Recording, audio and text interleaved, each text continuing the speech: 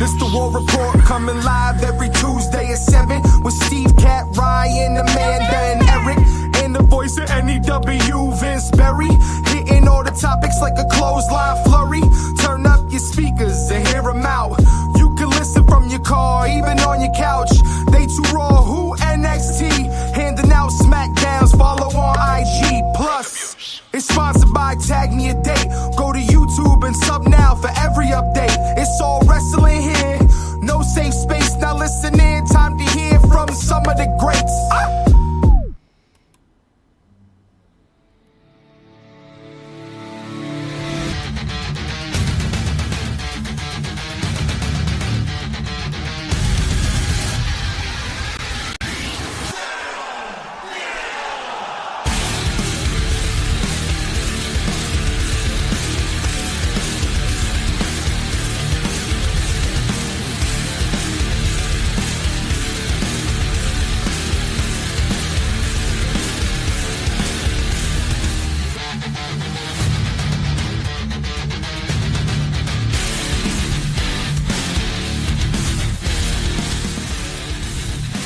Welcome everybody to another edition of the War Report After Dark. Now we got the WWE Penta version. Another outstanding performance. Second match on Raw. But welcome everybody. We've got so much to cover as always. Vince and Al, welcome to the show. Yes, sir. Yes, sir. Let's go. So, I want to... Alright. So... the first thing I want to get into is there was some, what I think, outstanding news that came out this week, or the end of last week, or just a couple days ago, whatever the case may be. A partnership deal between WWE and TNA Wrestling. And the potential and possibilities are endless in terms of who's going to show up where. But you got the Hardy Boys that have just won the TNA tag titles that now could show up back in NXT at any time or WWE television. You have Nick Nemeth, former TNA champion who just lost to Joe Hendry. So the crossovers are going to be very cool. You've already seen Cora Jade show up now on NXT TNA television or Genesis. Jordynne Grace looks like she's on her way. You got Tessa Blanchard and Jordynne Grace who put on such a phenomenal match. And now you have the possibility of Tessa showing up in WWE. So, I'm very excited about the partnership. What were your guys' original thoughts when you heard the news? I mean, as a NWO kind of growing up as being a teen and being addicted to wrestling, I see this crossover like one of the things like that I've always wanted to see WWE come across with. I feel we've always urged for a crossover. I don't know if I was the one, but when I was a kid, I was like, oh my God, if WCW and WWE do some kind of like, crossover and they try to like wrestle one another, they'll make so much money and it'll be so much cool for us, the fans. I was the And same we way. never got that. And the closest thing we got to that was the NWO, and us automatically thinking to Eric Bischoff and his mind is like, hey, you know what? We can make it look like it's WWE coming in and trying to take over. Right. And we've been urging that ever since. And for the fact that we're getting that, and there's a lot of stars in there, like you said, Nick Nemeth, and the fact that he's not coming in as Dolph Ziggler, but he's coming in as a new character that actually has some, pretty much has a rocket ship on him, because how long did he hold the belt for? He had it for quite a while, I think. He had it like for at 8 least months. a few months, right? Like Yeah. 4 or 5 months? Yeah, it was definitely a solid reign for sure. Right, so he had a very good reign, and his name now, when you talk wrestling and you say his name, you're not talking about that guy that used to take great bumps. You're talking about a very good wrestler now, a heavyweight caliber championship wrestler. So it brings a lot of new intrigue into wrestling. Do we get another a takeover by another TNA company coming in around Survivor Series, and now we have TNA versus WWE, like the possibilities now are endless, So I think it's a great time to be a wrestling fan, but I feel like that quota we've been using it for the last 3-4 years in this, so it's kind of old, but it's not because wrestling is awesome at this point. Yep, I agree. Vince, what are your thoughts? I'm taking a wait and see approach only because usually what happens in this case, and the reason, like going back to the thing, you wanted to see Goldberg against Stone Cold because those are the two guys that were very similar. You want to see the NWO versus DX, all that stuff. The main problem of that was they always had an issue of who was going to go over. They would never co-promote a show where like Hulk Hogan wrestled Triple H or whatever the fuck because you'd never have Eric and Vince decide, agree when they're one's working for Turner and one's WWFE. You know what I mean? Like they never had the ability to kind of coexist that way. And then once WCW got acquired, you saw what happened because, and again, this is Vince. This is going back 20 years, but still, Right, it's a whole different thing now. Right, but so I'm waiting to see, but also, unfortunately, the real, not problem, but the realization we have to make is that this is a partnership with TNA, which is TNA is on the level of like Ring of Honor and NXT right now, where it's not top tier. And when you're saying TNA partnership, you're only thinking of 4 people. You're thinking of like Joe Hendry, Jordan Grace, Nick Nemeth, and Moose. I don't know, Moose. Yeah, you know what I mean? Like you're not. The TNA roster is not. This isn't like Monty Brown and Team Canada going against WWF or WWE. Like that's true. But so, listen, it's good for TNA because it helps them sell more tickets. It helps them get a little more notoriety. It's good for WWE if they want to pick up talent, like taking away Joe Hendry when he's done or whatever. Like Jordan Grace, right? But to your point, I have a question. Wouldn't that even make more sense, right? Because TNA knows they are the JV, so it is a way for their talent to get showcased. So, right at the end of the day, it's not champion versus champion.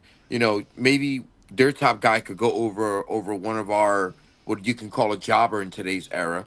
Right. And one of their guys gets a turn against our guy, but they know. I'm sure coming into this, the opportunities for them, right? It's not for WWE. The leverage is in WWE's favor. Exactly. Correct. So they're not going to. Right. Yeah, that's what I think. I think that in that matter, I think if they go into negotiations at that point when it comes to creative, it's like, all right, well, my guy is this guy and your guy is that guy. Right. So my guy's going over. At the same time, they have to. This only works if TNA looks competitive. They don't have to win all the time. They just have to look competitive. And that was the problem when Vince booked WCW into the ground. He made them look like jobbers. He took WWF guys and put them on the WCW side to try and make them more like that wasn't the right way to handle something cross promotional or faux cross promotional. If they can handle this right. Are you talking when Vince took over WCW and we got the talent over? Yeah, when we had the invasion, and then we had the invasion pay-per-view and the Survivor Series and all that stuff. Well, keep in mind that the biggest issue with that was the contract issue. I think if we didn't have that contract issue, if we had those top guys come through, I think we would have had a different dynamic to that whole. Because in reality, Sting sat out. The only main event guy that took a contract was DDP, and then and Booker T. And Booker T, yeah. Those were the 2 guys. Well, but everyone else sat out. Relevant guys. Of the relevant guys, right? Because Hogan, all the NWO rode out their Turner deals. Sting rode out his Turner deal, and then never went there until 2014, that's crazy to think. I still can't believe we're in 2025 and Sting wrestled for WWE for a year, had 3 matches. That's crazy. Yeah. Like we never got that Undertaker match. Oh, hey, it's David time. So we got our good friend over at YouTube, David Roscoe. What's up, boys? I got Bianca Belair winning the Rumble. Listen, Bianca's always a good pick, but I think there's so much more going on right now I think it's Charlotte. I see now that I could see because this is your opportunity to set up Charlotte versus Tiffy time at WrestleMania. So, are we sure Vince McMahon's not back in charge? 2 blondes in the main event. You never know what influence he has. David Okay, Rosca. Rhea Ripley will remain the women's champion at Saturday Night's Main Event. I do agree with that, and we'll get more into Saturday Night's Main Event. And non-wrestling related, Washington Commanders versus Buffalo Bills, That's Super the Bowl pick. 59. I wouldn't hate that. I don't think it's going to happen, but I don't wouldn't hate hate it, but I think at this I point, feel like Kansas City's going to play. Kansas City. Yeah. We will not get into football talk because then I will. Nope, we can't do it. Back to wrestling. Yeah, back to wrestling. You'll take half an hour on football. Oh, for real? Like, especially with this whole Chiefs thing. No, I can't do it. Oh, I saw the craziest meme today on the Chiefs. It was awesome. It was like the whole NFL teaming up. Oh, yeah, it was the Avengers in Yeah, the Endgame Avengers one. The Avengers one. It was going great. against Thanos, and it was all the NFL teams, and then And it was Chiefs Pat were Thanos. Mahomes and So SmackDown. Yeah. We finally got an in-ring promo with Jacob Fatu. Hey. We actually had more verbiage out of Jacob Fatu than we've had since he's been there, because he did something backstage. He did something, cut that promo in the ring when Solo didn't speak and walked out. Where do we think this is going now? I've said this since they signed Jacob, that they realized that Jacob is everything they wanted Solo to be. That And- promo was great. And they're going like I think it was last year, right around the time when they signed Jacob. I'm like, they're planning for him to replace Solo as the second most powerful Samoan or whatever. You know what I mean? Like they position Solo to be just below Roman right now, but there's gonna be a reckoning where Jacob is gonna probably beat him in a match and surpass Solo, and he's gonna be main event. Not that he's not a main event guy, but I mean, it's him beating Solo and getting up to that level will make him. I mean, Jacob is definitely the best thing in that bloodline. There's no 100%. no doubt about it. And Solo's no slouch, but it's just like they did. Solo's done a great job. And think about what happened with Solo, his journey. He started in NXT, and he was only there for a little while. Like, he won a title, and then they're like, "Oh, you got to leave." They brought bringing him to up very SmackDown. quickly. So they saw, and then they saw the same thing. They didn't even mess around with Jacob. We're not bringing Jacob down to Florida. Put him right on the main roster because he's, Wow. He's up there I with- mean, with the others. he's been doing it for so long already at this point. right. You know And what I that's- mean? Yeah, and that's why I think it seems like that's the play. You know what I mean? Like the next move is Solo versus Jacob. Jacob wins, and Jacob is elevated. I have to agree. I don't see a way that Jacob doesn't surpass Solo because it is, how could I say it? It's an aura thing, right? Like Solo's Yes. great. Solo's great at what he does, but Solo, for me, in my eyes, can be no more than an enforcer Yes. or a fake tribal chief. I was just gonna say like henchman. Yeah, like he's a Right, good. and that's no disrespect to Solo, right? That's just the way his character is built.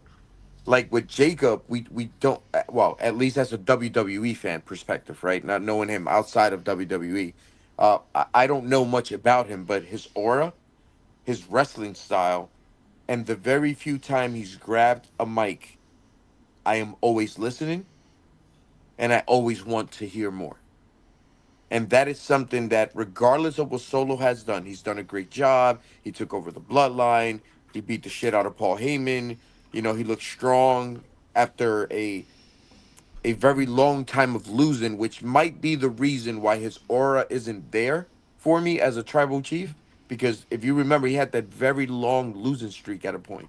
Yeah. And that was troublesome. We even spoke about it. I think, Steve, you brought it up in the show, saying, you know what, like, this isn't looking good for him. But he rebounded from that. But for that reason, and Jacob Fatu looking so unbeatable from day one, is like, all right, well, this guy reminds me of when Roman came in as the first time as this heel character, that he was unstoppable. And I like where that's going. And where is it going? The fact that I don't know and I can't give a direction, is awesome, right? Because that means I could be surprised whichever way they go. But I do think it is away from Solo. Yeah, and I think because here's the thing: even looking at Solo now, you go, he's good, but is he beating Cody for the big belt good? And he's not there yet. And you're like, but he No. could get there, right? Like in your head, you're always thinking this: Solo could get there. Jacob's already there.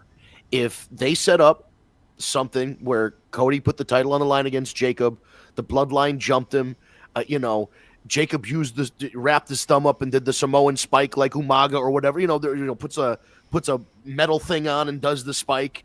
I don't know, there's a way. Jacob beating Cody seems way more feasible or realistic when I think about it than Solo beating Cody for the big belt. I would have to agree with that. I would agree with that. And not only that, I might take it a step further. Like, if there's anybody in the roster for me right now that I think could be the tribal chief one-on-one, it's probably Jacob Fatu. Yes. Because it will not hurt Roman Reigns one bit.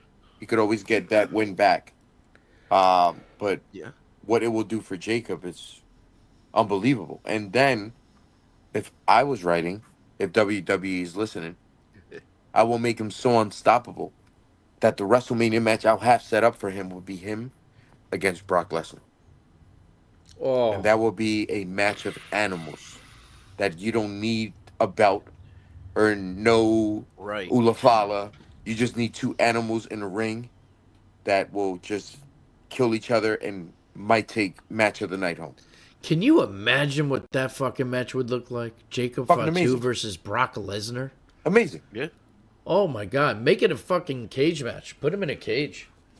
Right. And see, this is all the stuff that all of the things that we can talk about with Jacob Fatu that we unfortunately for Solo Can't say with Solo, right? Right. Because, in Solo respect, is that we've been there, done that in a way. Like, But even and- Solo versus Lesnar wouldn't be as good as Solo versus Jacob Fatu. No, absolutely not. Or Lesnar versus Jacob Fatu. That's No. It's that they're two big guys that could pretty much do anything. oh, excuse me. And that's the thing for those like people like Steve who didn't watch Jacob Fatu in like MLW. It's worth like if you have I know you got kids and all that stuff. So like you can't really, your time is limited. But if you can go back and just watch like individual matches. Oh, I've from watched him, a ton from he's- MLW. And I would recommend that to anybody listening. If you were not familiar with what Jacob Fatu was doing in MLW, there was a reason Court Bauer, who owns MLW, kept trying to sign extensions every year for Jacob. He'd try and tack on a couple more years because he knew the second that contract expired, he was going to WWE. And there just became a point where Jacob just got too big for MLW, and he was the main event guy. He was a champion. He was in some great matches, so definitely check him out. Yeah, his matches were great. I mean, they're always great. I'm gonna tell you what. I don't know if it is that the Samoans took this personal when they were coming up in the 70s, 80s, whatnot, early 90s, respectfully, that they were just casted as a wild Samoan, quote unquote. Right. But if you notice, any Samoan that grabs a mic is fucking great on a mic, for the most part. Like The Rock, Roman, the Usos, Jacob, Rikishi used to do a great fucking. Even Solo's not promo. bad on the mic. Solo's not bad on the mic. Like Jimmy and Solo's Jay come a are long good on way. the mic. Yeah, Even- like so you could just keep going and like these guys like they practice their craft. They're not only athletically gifted, but like I guess they work on what they have to work. Or the elders said, hey, you know what? Make sure you work on this before they fucking cast you a certain way, and Well- you end up like what's his name? Tonga. Tonga Loa. There's actually some video out there of Yokozuna after he was done with the WWF, where he's in different, like there's one of him in England, and there's a couple different promos from him in like the Indies, and it's very similar to what these guys are doing now. It's Yeah. a very like not Very street. Right. Yeah, I was gonna say street's the best way to say it. Like he wasn't Bonsai. Like that wasn't Yoko. That wasn't him. So he used what he liked in his real life in those like indie promos right before he died, and you can see that like those guys all starting back with that older generation of Yoko and 3 Minute Warning and all those guys, they were very hip hop influenced. And then that was, then you saw that with the Usos when they, finally got rid of the face paint and all that stuff, and they started becoming more of themselves. They started wearing more, street fashion stuff, the white high tops, all that. It was always there. And I think that's the great secret, is that it was always there. Even George the Animal Steel. Nobody knows George the Animal Steel could cut great, eloquent promos. And then one day, as a joke, he was just like, Vince, what if I just go, and then he did it, and then Vince is like, that's brilliant. And then for 30 years, George the Animal Steel had to talk like an asshole. George the Animal Steel was an articulate motherfucker. I met him. He was a math teacher. Yeah, he was a math teacher. He was a smart guy. So, it's funny that we have perceptions of these people of like, Umaga never talked, but it's like, Umaga talked. You know what I mean? It's just, he had to portray that savage on TV, and the family had to portray that until, like you said, The Rock maybe was The Rock the first talking Samoan. I think so. That's a weird thing to say. The first, unless the Godfather. Well, no, Rikishi. Make a difference, Fatu. Yeah. Oh no, Rikishi. You're right, Rikishi. Rikishi used to cut some decent promo, and he started as a wildland, mind you. He did, yeah. What was it? The Head Shrinkers or something like that? He was a head shrinker. He was a head shrinker, yeah. And then he was that thing with the leather mask. The Sultan. The Sultan. Yes. And then he was Make a Difference Fatu. And all that stuff. He was rapping. He had the big jacket. Yeah. He might be the most versed Samoan ever, by the way. He had so many different characters. Yeah. And then he started evolved so much. Right. To dancing, like that whole thing. He didn't start off dancing. No. And with a thong, definitely not with a thong. He wasn't rubbing his ass in people's face like that. That wasn't the thing. Yeah, he had to evolve that character. I tell you what, though, you had to get like an extra bonus when Vince came up to you, like, "Hey, man, you're going to Rikishi today." You had to get a bonus. I don't see. There's no way that stinky face was for free. I feel like you had to. I know on the indies, if you wrestled Rikishi, you got a little bit more money because he was going to stick his ass in your face. That's definitely a thing. But I don't know about that. A sweaty ass after 30 minutes of wrestling is not a good look. Bro, how about this one? One time, my friend Bobby Ocean. Some of you might know Bobby if you know Northeast Indie Wrestling. Yeah. But he's been around all the companies. But anyway, Bobby was wrestling for Big Time, and I was there.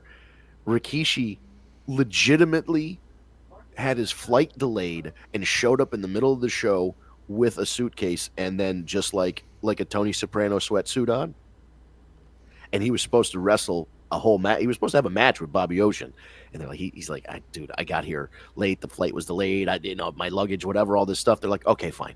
We'll just have you go out there and do like instead of a match, back and forth on the mic, whatever, Bobby tries to get a shot in on Rikishi. Rikishi blocks it, Rikishi, after riding on a plane for 3 hours from California, or whatever the fuck, God, wearing his sweatpants, pulls his sweatpants down, and then takes his underwear and kind of shoot on either side and sticks his ass in the guy's face. This is airplane ass in your face. And not any ass, right? Airplane ass. Oh my God! Rikishi's airplane ass in your face. The guy was still in his sweatpants from the airport. Oh. I hope Bobby got a good payday. I hope he did. That's fucking horrible. The building was pretty packed, so I hope he got a good payday. Jesus that's Christ! crazy. I'm not gonna be able to get this over. You're gonna be thinking about it later tonight. You're just like, oh my God, airplane ass. So moving on, Carmelo Hayes and Jimmy Uso had a great match that ended also great because Jacob and Tonga Loa showed up. And the best part was Carmelo thinking that they were there for him, and then Jacob took out Carmelo too. So, and then that's when he cut his great promo. That's always fun when someone's like, "Hey, yeah, you saved me from that guy. Isn't that great?" And then they immediately get hit in the face. Yeah, right.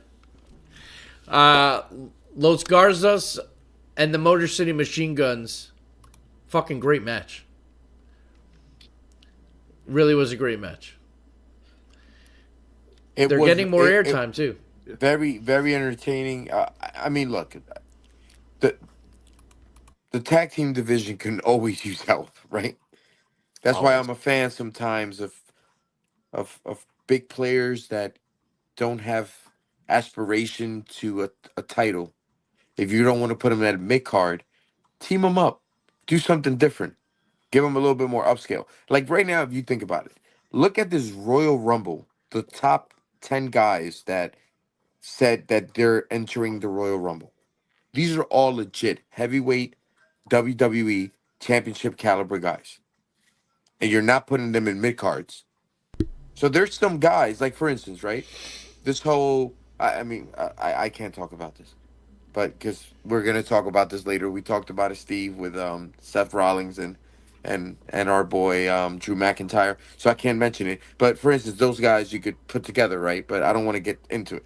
But there's things you could do with certain guys to bring this division up. Because right now, for instance, my favorite tag team has to be the Street Profit. The Street Profit get no love on TV. I don't know why. If they don't want to do anything with him, let this guy. What? I'm sorry. Montez. Was Montez Ford? Let Montez Ford become a singles guy and let him just climb the ropes because the guy is awesome. I think he's great. I think he's money. He looks good. He speaks well. Very few people can hold the candle to him in the ring. So I believe they should do something with him. But if they're not, then let's do something with these guys that you're just gonna have them main event pay-per-views and lose their momentum. Do something with them. Tag team them. Then let them have a feud. Then they could go on in that feud and have 2 out of 3 matches, and then you could spread them out and give them time to hopefully give them that chance. But there's something needs to be done with that division. Yeah, I mean that's kind of always been the plight of the tag team division, is there are just valleys of time or times where nobody cares about the tag team division, then they finally care about it, and you have amazing matches again. The thing with the Street Profits is I do think they want to spin off Montez as a singles guy. I think that's been the intention for a while now. I just don't know if they're. I wonder if part of them is afraid to break that team up because that's like another like the New Day is heel and there's not what I mean, and maybe you want to keep the Street Profits together as like your African American babyface tag team. Like I don't know, but they've had this hesitation to split Montez away, and maybe he doesn't need to do that. Maybe they just continue to be a tag team. You do make a good point. And Montez can say, just Angelo, be my man. Like, we're a tag team, but when I wrestle singles matches, I want you to be a manager and help me win a championship. And then that just all makes sense. They don't have to break up or nothing. Yeah, I guess so. Or would you rather they do a breakup angle where, like, Angelo turns on Montez and then Montez gets, like, a win and he goes on, like, he moves on to be a singles guy?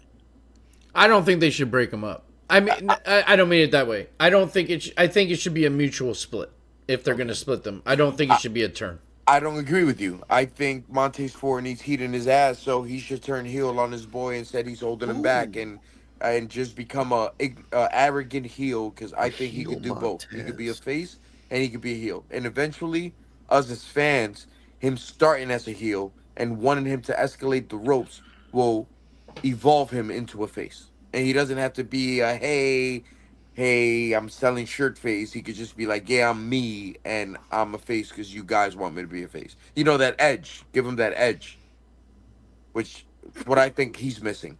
And in a tag team, he's never gonna get it unless they turn heel. But I do think Vince, because they are an African American tag team, and there's very few in WWE, it does make sense why they wouldn't want to split them. So I do think that's a fact or a valid point into it. Yeah, and there's a lot of. I think there's just a lot of things at play, but it's been feeling like, which is weird to say, but it's been feeling like Montez should have been a singles guy. Geez, back even during COVID era, like coming out of the Thunderdome, like he should have already been in the mix for like the U.S. title or the Intercontinental title by now. You know what Absolutely. though? You can't take away from Oh no, I don't. And that's the other thing. We keep what's his forgetting face, because Angelo Dawkins. he's come a very long way. And he's been so he was in developmental and NXT forever until he got in this tag team with Montez, and then from there, like he's dropped some weight, he's gotten in good shape, he's added moves to his arsenal. He seems like he moves better in the ring, like he's found some sort of like Benjamin Button fucking time machine, fountain of youth thing. That's So, why like, that this is why I believe, Vince, that he could be the baby face, giving and them then a Montez is the feud heel. and let them display their talent with one another, who I'm sure is they're more comfortable with. They'll put great Sure. matches together, and these guys both could do great. Like for me, I think Dawkins could be a poor man's, and no disrespect again, but he could be a poor man's Razor Ramon. He's that guy that could be a mid Carter, and might be the guy you got to get over to get that heavyweight championship match. Like that's what I see him envisioned as. But Montez Ford is that guy that I think could eventually get to that point and get that big one. I mean, I've thought that since I saw NXT in Bridgeport a couple years ago, and they won like a 4-way tag team ladder match, which was insane. It was like them and the Sons of Fortune back when they were still employed, and there was a couple other teams, and the reaction that the Street Profits got was amazing. And then Montez just went out there, and I mean, just the look he's got. When you say aura, that was the thing we were talking about, the difference between Jacob and Solo.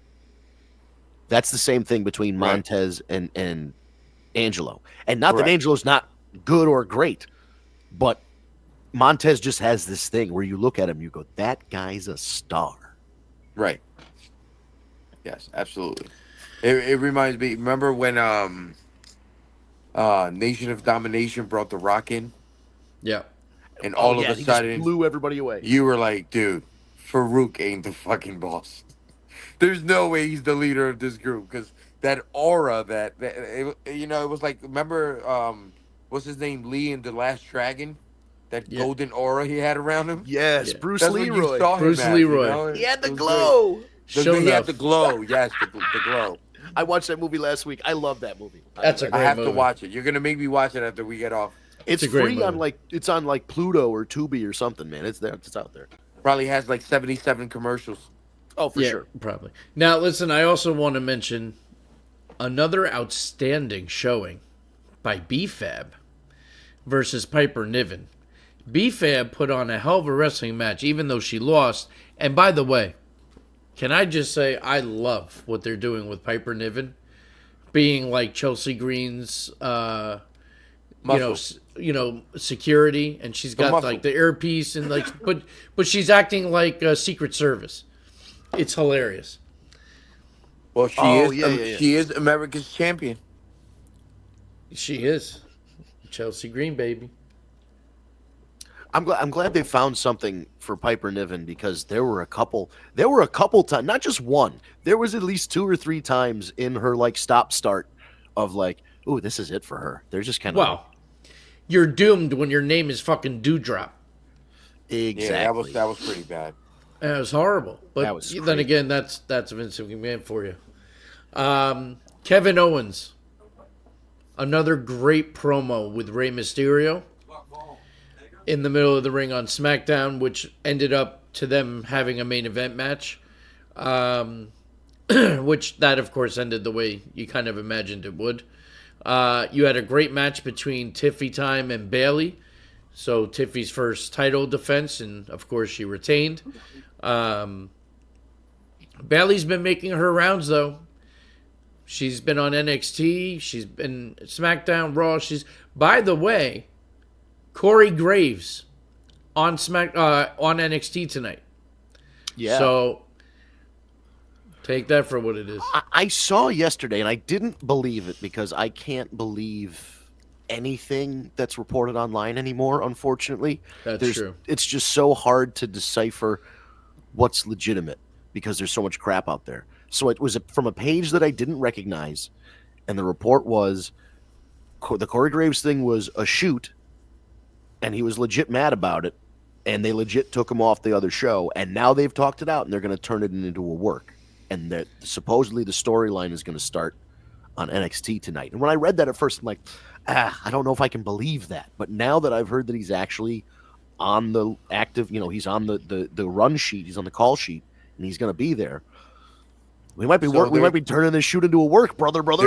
They're gonna flip the fact that he's upset he's in NXT, and they're gonna make it part of the storyline. That's what it sounds like. Listen, if he's medically cleared, imagine Corey Graves versus Pat McAfee at WrestleMania. Easy. Is he medically clear? I don't know. Is he? I feel like he's implied or teased it, but hasn't actually. Kind of like Nigel McGuinness in AEW, who fuck it, teased it put and then finally McAfee came in the out. Rumble, and have him eliminate him. They do a That's double WrestleMania match. He does a clothesline, but they both go over, so both of them get Correct. eliminated, and then Yes. it sets up the Mania match. Yes, Oh, that would be great. absolutely. Because they can And go you over have the him top, jump and then Pat they can Mc- keep you- fighting. You have him jump Pat. I'm sorry. You have him jump Pat McAfee at a Raw show or something like that. And beat Go ahead. No, I was gonna say beat the bricks out of him. Go ahead. Yeah, because I'm picturing. So you know how when they cut to the commentary table and it's like this, and they're like the two guys are here and they're like, coming up next on Raw, blah blah blah. They could be just talking, like McAfee and Cole could be talking about whatever's coming up next, and you can just see Corey Graves take his hoodie off in the audience and Right. jump over, and then because he just comes over through the audience. That would be. Remember, Aleister Black did that to Seth Rollins once. Yep. Yeah, do that, exactly that, and just have him jump out of nowhere and tackle McAfee, and it would instantly, that would heat up any feud. Boom. So I want to move this conversation over to Raw, and before we get into what Al really wants to talk about, I want to talk a little bit about Penta. And I'll tell you, what WWE is doing right is the booking. To have his debut with Chad Gable, phenomenal decision, and a great match. His second match, Pete Dunne, another solid choice. I got excited when I heard they were going to go at it because those two, and they did exactly what I thought they would, put on a hell of a show, and of course Penta goes over. Penta's it. I'm ecstatic for him, and he's so far he's killing it. Now, the weird thing is, we still have this whole Ray Phoenix situation. And whenever he gets out of his AEW contract and goes to WWE, Penta's already established. You know what I mean? Penta's a singles guy. It's not going to be the Lucha Brothers. Ray Phoenix is going to have to come in, and not that he can't do it on his own, but he's going to have to do it on his own. Not true. I don't think they're going to put him in a tag team after Penta. Look at him, Penta, right now. But they know that the fans also know his brother and know about the Lucha Brothers. You could have a situation where Penta is now, there's a faction after him and he needs help. And as a shocking reveal and debut, his brother shows up. The fucking roof would fly off the place. Right. But what I'm saying is, I don't think, with the way Penta's getting reactions as a singles guy, I think it would be a step down for him to go back to the Lucha Brothers to try and go after tag team championships. I think Penta, right now, being as hot as he is, should be thrown into U.S. or Intercontinental title consideration. Well, I think it's going to be a while before Ray Phoenix is even allowed to come over. So you have plenty of time for him to go into that category, have a run. And then, I mean, dude, just think about the matches that you could have. The War Raiders versus the Lucha Brothers. The, why am I blanking all of a sudden? Fucking Usos. Have Jimmy and Jay versus the Lucha Brothers. Alpha Academy, not Alpha Academy, the other one. The American Made or whatever. The Tongans. The Tongans. I mean, there's so many amazing matches you could have with them.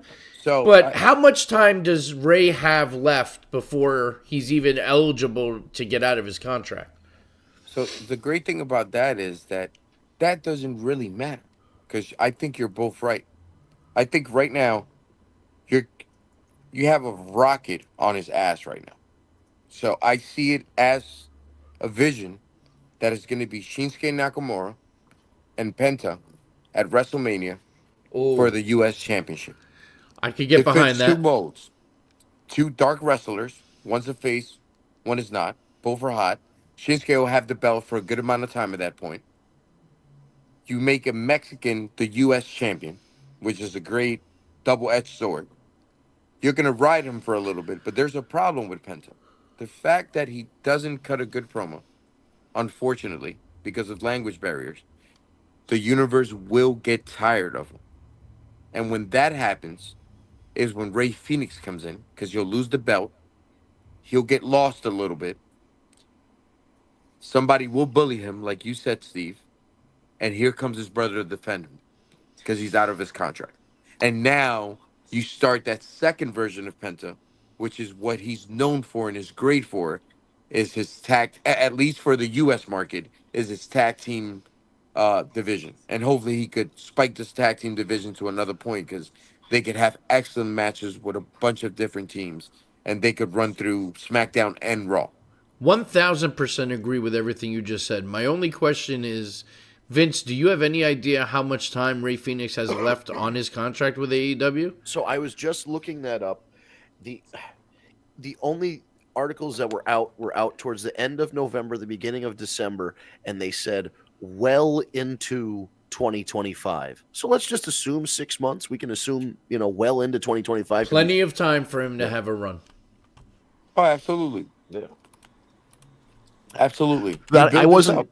I wasn't even thinking that Shinsuke is the guy right now to have Penta go against. That's absolutely the call. Yeah, I didn't even think of that either. That's a great call. I mean, what are they doing with Shinsuke right now? They're giving him a small storyline to make him look strong. So for me, that reads WrestleMania is where you're losing your belt because I don't see there's not a development in any story right now that tells us it's like, oh, this guy is going to take Shinsuke down. And Shinsuke looks very strong, and I love what they're doing with him. But matchup styles, I think they can have a great match, and it gives enough time to, again, the universe ask Penta to get a belt. It's not a bad idea. I like it. I wonder, I imagine Penta is going to be in the Rumble. And he'll Oh, for probably sure. have a outstanding showing in the Rumble as well. But that'll be a good way to start another feud with somebody. Yeah, but having Ray come in later, like you said, is a way to have him make the save or something like that, as a way, make a surprise entrance somehow. I have a question. Do they have a face versus face match between him and Rey Mysterio out of respect?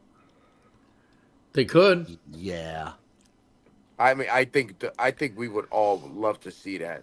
It'll happen. Even if it's face versus face, I wouldn't mind it. and I would love that. people forget because he's so over right now. Penta is a heel, brother. Like if Yeah. you've never, oh man, At when heart. he's a heel, Oh, he's so vicious when he's a heel. Lucha Underground, AEW. I mean, oh my god. See, but that's also what's great about Penta because he is able to do both. Oh yeah, for sure. No, he's great. Such Well, a big fan. He has that Randy Orton factor, right? He's great at both, but you rather him a heel. Well, right. Yeah, basically. yeah, for sure. So, Al, I'm going to let you set up the next one. Ha! All Because right. you've been itching to talk about Seth Rollins. So set the whole stage for those who didn't see Raw and lay it on me. What's your... Well, again, it's an excellent match. Two great wrestlers. They've had beef for God, what, a year now? Like it's been a while. They hate each other on script, right? So My thing that set this matchup for me, you had a great match, a lot of close pinfalls, but there was a roll up that happened at the end, caught Drew McIntyre by surprise. Drew McIntyre then attacked Seth Rollins. Uh, but the biggest thing for me in the match, it wasn't the actual wrestlers, it was the commentators in the match setting up the future for us, which sometimes dialogue in a wrestling match, we take it commentating in a wrestling match, we take it as dialogue that is just to kill whatever's going on in the match. But a lot of setting up the conversations in the ring between the wrestlers. He literally telling them in his face, we should be together. We should be together. But you're thick headed and you won't get it through your head. The commentator stating the fact that they have so much in common against the bloodline and they've done so much harm to them. And previous promos, him mentioning to him that the bloodline taking over is not only bad for him, it's bad for Rollins and is bad for CM Punk.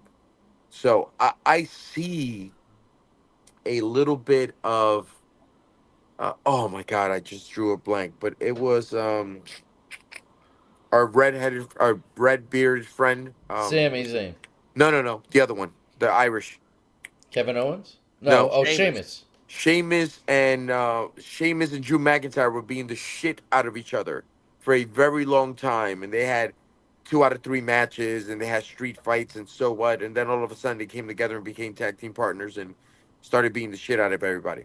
I don't think this involves the tag team belts, although you could put them on them and they'll be indestructible, and that will fit the narrative of what I was speaking before about putting 2 guys together that you're just having them lose championship matches and you could do something with them.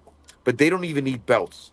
They could just be fucking assholes that just want to take over and make Roman Reigns and the Bloodline's life a living hell.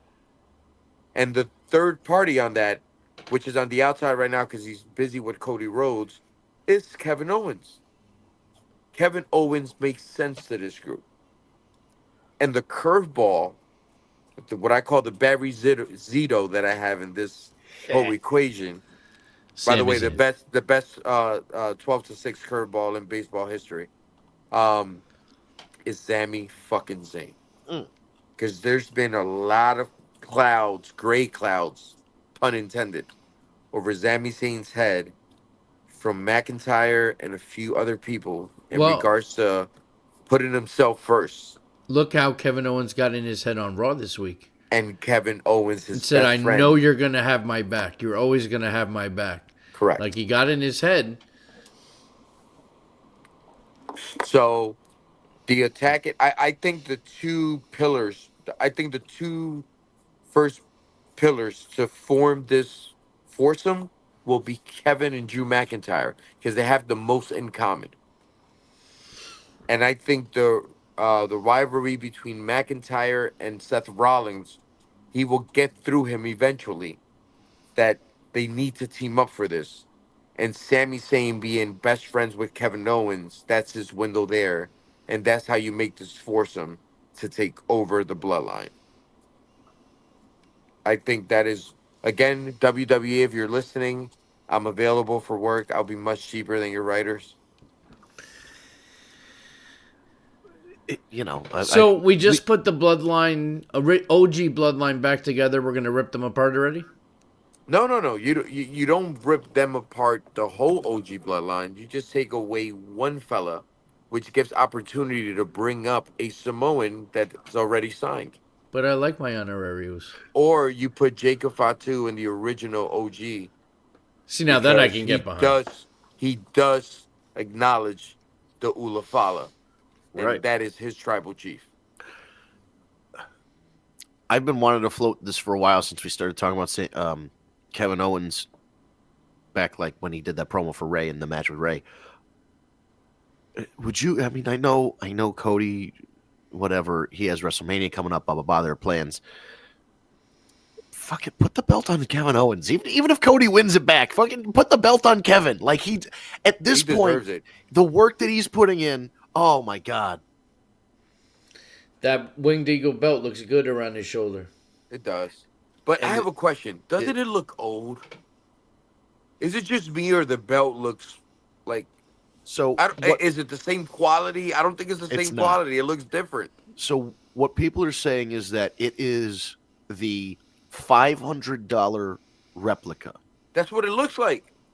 And right, so that's what he's using. He's not. They didn't go and spend a couple grand on a brand new Reggie Parks whatever, belt to be made. They Oh, literally they just should have though. Like to They bring really that should've. belt back. Yeah. Oh man, you got to bring that fucking. Well, if belt they're going to back bring you're it back do it. full, if they're going to bring it back full time, they have to cast a whole new belt.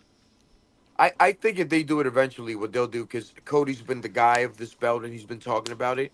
You know how sometimes like the Austin belt or the Rock belt that never made it, they will custom make a Cody Rhodes Wing Eagle belt. That's what it'll I just would have think. like it'll have like a bigger WWE logo in the middle with the globe and all that stuff. Yeah, there's a way Right, to do something like that. that, or maybe it has the WWE logo in it, but it has more Cody in it. You know, I yeah, see some yeah. samples with like Cody Rhodes logo, the one he has on his neck that we all hate, Right. like in the middle of the belt, and then the side pieces will have the WWE emblems, Oh. I something like like the that. sound of that actually. I've seen that a lot. Might I add, it's been with a white stripe, the one I seen, by the way. White belt makes sense. White belt would make a lot of sense. Warrior had the white belt, right? The icy. Oh, Warrior for me is the first team Hall of Famer for the WWE Wing Eagle belt. He had the yellow, the white, the purple. Yeah, he had He all the was different- the yeah, different only colors. guy to have every fucking color. It was great. That's true. All right, so we are getting close to the top of the hour. Is there anything specific that anyone wanted to address? Oh yes. Shit stains drop kick up the top rope was horrible. Yeah, well, of course, that's why she's shit stained, you know. Oh my god. she But I'm not almost in her. flipped I'm him. not in her head or anything, bitch. No, but she's gonna. She will sit in her fancy, expensive car while you think about her. Yeah, yeah, and she doesn't think about me at all because I'm gonna tell you what. I think that will cost her some TV time because they're not that hot. That team is not that hot. They've been trying with them for months. Yep. They're giving them TV times, and they nothing. she sucks. I've been saying that for a long time. I've been on Team Suck It for her since day one ish. Yeah, but it's the whole team. It's not only her. Like they all generally like suck. Sonya Deville's not terrible, and I like what's her face? I know what you're talking about. I forgot her name too right now. Shayna. I Shayna like Shayna. Baszler. Yeah, I Yeah. like Shayna Baszler. Like when they think- use her right, she's badass. I like her a lot. when they use it right. Yeah. When they use her right. Right now, they're I'm not gonna- using look, her right. I'm gonna tell you the truth. I'm a fan of fashions, and fashions for me, I believe they're misused or not used enough when it comes to women's wrestling, and I think that's something that could intrigue women's wrestling a little bit more. That their creative doesn't concentrate on. So you have stars, you have like genuine stars that are currently out right now. How do you not bring a Becky Lynch or a Charlotte Flair and have them jump a champion and say, I think you know at this what? point they're waiting These for the are my Rumble. four horsemen. You know, and I then hear you you, have but- Becky on the other side take offense to that, and she said, "All right, you got your four horsemen. Well, I'm gonna get mine because I'm part of the original four horsemen." And there you have a fucking battle. I agree, but I just think at this point they're holding off on all of them until the Rumble. But yeah, but you could do that after the Rumble.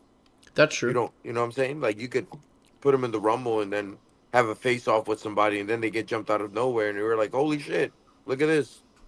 This is different." A women's stable. Haven't seen that since ever. Yeah, that's true. You know. Well, ladies and gentlemen, on that note, we are getting right up there to the top of the hour. Oh man, we are. Jeez, did that That fly went by for fast, anybody else? actually. Yo, that's crazy. I mean, it always goes by fast when there's a lot to talk about, Yes. and that's is sometimes that's in a good sense, or sometimes that's in a bad sense. Because I know we've had shows that flew by where we did nothing but complain And That's keep true. in mind, We haven't been talked doing as about much it. complaining. No. We didn't even talk about the main events for fucking Saturday night. Oh, that's Saturday true. night's main event. What are the main events? Well, I mean, you have the Nia championship. Jax going up against Mommy. Well, yeah, Rhea Ripley You all have day. you have the Intercontinental Championship between Sheamus and Braun Breaker, Braun all Breaker's going over. Yeah, That's yeah, going to yeah. be a great match. and Steve, help me out. There's the main event. I didn't even mention the main event. There's a main event, and I forgot fuck, that one. what the hell is the main event? Oh, isn't it Jay versus Gunther? Yes, for the WWE Championship. Oh, that's Right. right. Yeah, yeah. And they had that promo. Right. Hey, so I mean, we got 5 minutes. Do we want to pick those 3 matches? Who do we got? Well, Steve, start? I think Gunther's going over. I think